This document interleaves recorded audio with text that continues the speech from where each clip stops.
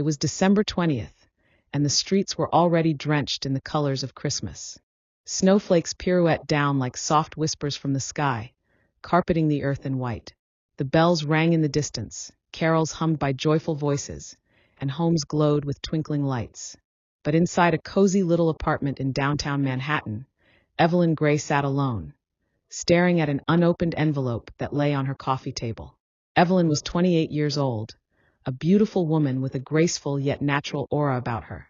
She was slender yet curvaceous, with skin the shade of soft caramel, a complexion that glowed in the soft golden light of her living room lamp. Her hair was long, silky black, cascading down her back like a waterfall. She had wide, almond-shaped brown eyes that once sparkled with life, now dimmed by years of disappointment. She ran her fingers over the delicate gold seal of the envelope. It looked far too elegant to be junk mail. A chill ran up her spine as she opened it and unfolded a letter. It read, "You are invited to the Christmas of your dreams. December 24th, 7 p.m. The Manor on Hillcrest. Come alone. Wear your most beautiful red dress." Evelyn blinked at the words. No name, no signature, nothing to identify the sender. The Manor on Hillcrest was infamous, an abandoned mansion tucked deep in the countryside. A place that had fueled countless legends over the years. Who would send me this? She whispered to herself. Her voice quivered with curiosity and a hint of unease. December 24th arrived before she knew it. Evelyn stood in front of the mirror, wearing the dress. It was the most breathtaking gown she had ever laid eyes on, a deep crimson red, hugging her body perfectly like it had been crafted just for her. The fabric shimmered subtly, catching the light as she turned. It was sleeveless, the neckline plunging tastefully to reveal her collarbone and a hint of her décolletage. The waistline was cinched, flowing into a long, flowing skirt that pooled softly at her feet. She wore matching red heels, delicate and elegant, adding just enough height to complement her slender form. Her hair was styled into soft waves, cascading down her back like silk. She had pinned one side back with a sparkling silver clip shaped like a snowflake. A hint of gloss on her lips, eyeliner to make her eyes more dramatic, and she looked nothing short of ethereal. "Perfect," she whispered. But as she stared at her reflection, something tugged at her heart. She wasn't sure whether it was excitement or fear. The mysterious stranger. The Manor on Hillcrest was more enchanting than Evelyn had expected. It was no crumbling ruin, but a grand estate, its towers and archways glowing faintly under the moonlight. A warm light poured out from the windows, and as she stepped inside, her breath caught. The ballroom was alive with beauty. Golden chandeliers hung from the high ceilings, their crystals twinkling like stars. The air was perfumed with the soft scent of pine and cinnamon. A grand piano played itself in the corner of the room. And then she saw him. Standing at the far end of the room was the most handsome man she had ever laid eyes on. He was tall and broad-shouldered, with an effortless confidence about him. His black hair was neatly styled, his jaw strong and defined. His skin was fair, glowing under the soft lights, and his eyes, piercing blue, held a secret she couldn't yet understand. He wore a black tuxedo with a crisp white shirt and a matching black bow tie, looking as if he had stepped out of a dream. "Welcome," he said, his voice deep and smooth. "You came." Evelyn's heart stammered. "Who are you?" she asked, though she couldn't deny that her curiosity overpowered her fear. He smiled faintly. "Someone who's been waiting for you."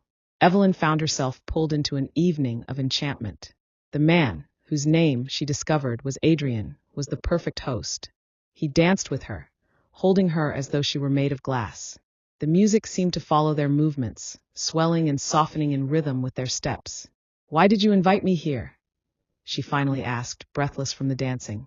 Adrian paused, his eyes darkening slightly. "Because you've forgotten what it means to dream, Evelyn. Christmas is about miracles, after all." His words struck something deep inside her. How did he know her name? As the night progressed, strange things began happening. Snowflakes began to fall inside the ballroom, disappearing the moment they touched the floor.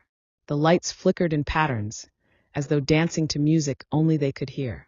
And all the while, Adrian never left her side, his presence as magnetic as it was comforting. The secret. Evelyn felt herself falling for Adrian. His touch sent shivers up her spine, his gaze leaving her breathless. She hadn't felt this alive in years. But as midnight approached, the mood shifted. Adrian grew distant, his smile faltering. "What's wrong?" Evelyn asked. He hesitated, then whispered, I'm running out of time. Evelyn's brows knitted. Time? What do you mean?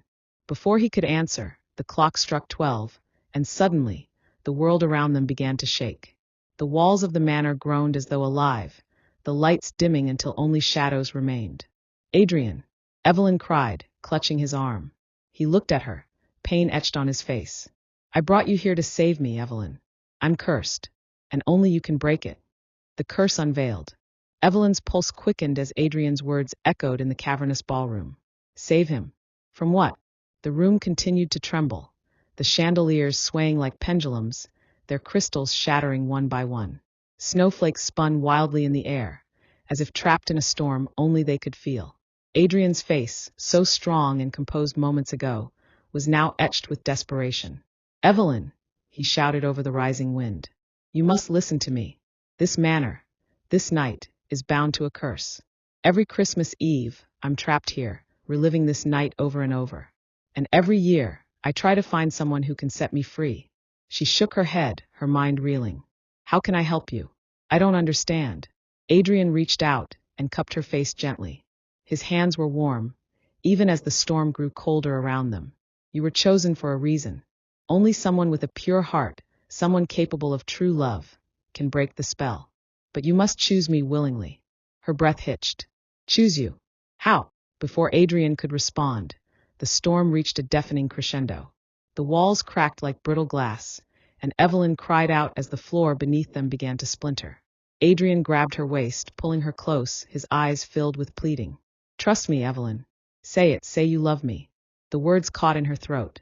Could she say such a thing? Could she love a man she'd just met? And yet, her heart pounded with an intensity she couldn't deny.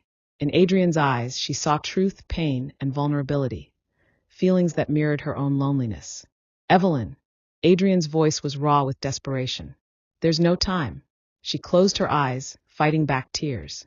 The ground cracked beneath her feet, and the wind howled, threatening to pull her into the abyss. But in that moment, something shifted inside her, something she couldn't explain. I love you, she screamed, tears streaming down her face. I love you, Adrian. The world froze. The wind stilled, the cracking walls ceased, and silence fell over the manor. When Evelyn opened her eyes, she saw the storm had vanished. The snowflakes hung frozen in midair, glimmering like stars. The cracks in the floor and walls were gone, and the chandeliers twinkled as though nothing had happened. Adrian stood before her, his expression one of awe and relief.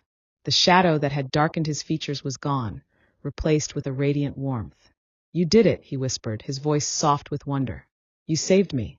Evelyn stared at him, her heart still racing. But how? What happens now? Adrian took her hands, holding them against his chest. The curse is broken, Evelyn. I was bound to this manor centuries ago, punished for turning away from love. Every Christmas Eve, I was given one chance to find someone who could see past my flaws, who could love me for who I truly am. His words hung in the air, and Evelyn's mind spun. Centuries? You're not human, are you? She asked softly. Adrian smiled faintly. I was once, but the curse made me something else, trapped between life and death, between past and present. You were the only one who saw me, Evelyn. The only one who felt what's real. Evelyn felt tears brim in her eyes again. Why me? Adrian's smile deepened, tender and genuine. Because you're stronger than you know. You've lived a life of pain and disappointment, yet you never gave up on hope, even when you stopped believing in love. You're the miracle I waited for. She swallowed hard, her emotions a tangle of joy, fear, and longing. What happens now? Adrian's eyes softened. Now I get to live a real life with you if you'll have me. He pulled her gently toward the window, where the first rays of dawn painted the horizon in soft shades of pink and gold. Outside, snow blanketed the ground like a fresh start, and the world seemed impossibly serene. Adrian turned to her, his gaze unwavering. You said you love me, Evelyn. Did you mean it? Her heart fluttered. The words had come from somewhere deep within her, somewhere she hadn't realized existed. As she looked at him, the truth became clear. Yes, she whispered. I meant it. Adrian smiled, a smile so brilliant it lit up the entire room. He pulled her close, pressing his lips to hers in a kiss that was tender, passionate, and filled with every promise the future held. When Evelyn woke the next morning, She was no longer in the manor. She was back in her cozy apartment, sunlight streaming through the window. For a moment, she wondered if it had all been a dream. But then, she felt something cool against her hand. She looked down to see a delicate silver snowflake pendant resting on her palm, a symbol of everything that had happened. A knock at the door made her heart leap. She ran to open it, her breath catching when she saw who was there. Adrian. He stood in the doorway, wearing a simple white sweater and black trousers. He looked as human as any man she'd ever seen, yet more radiant, more alive than ever. "Merry Christmas," he said softly, holding a small red box. "I wanted to give you this." Evelyn opened the box to find a ring, a delicate band with a tiny snowflake carved into the center.